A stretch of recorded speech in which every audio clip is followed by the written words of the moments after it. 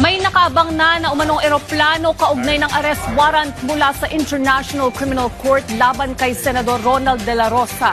Nilinaw naman ng AFP ang deployment ng mga sundalong Marines sa Senado. Yan ang ulat ni Patrick De Jesus. Nananatiling normal ang sitwasyon sa Villamor Air Base sa Pasay City.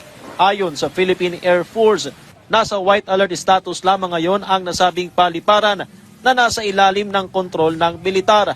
Bago nito, sinabi ng kampo ni Senador Ronald De La Rosa na mayroon silang impormasyon na may nakaabang na eroplano para sa kanya, kaugnay ng arrest warrant mula sa International Criminal Court o ICC. We are undergoing normal air operation, routine operations, and ayun po yung status po natin ngayon sa Villamor Air Base. I'd like to reiterate, wala po kaming natatanggap na any official directives, coordinations, requests regarding that.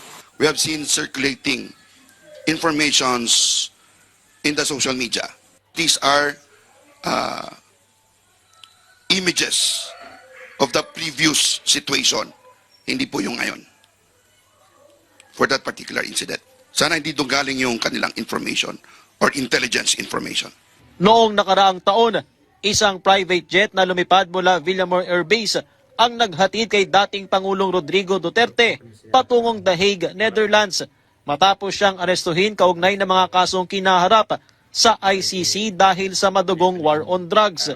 Samantala, nilinaw ng Armed Forces of the Philippines na bahagi lamang ng normal deployment ang mga sundalong Marines na nasa Senado para umano ito sa perimeter security na mayroon din sa iba pang institusyon. Over and above the Senate, we also have deployments in Malacanang Palace. And kung napapansin nyo, meron din po tayo sa mismong rebulto ni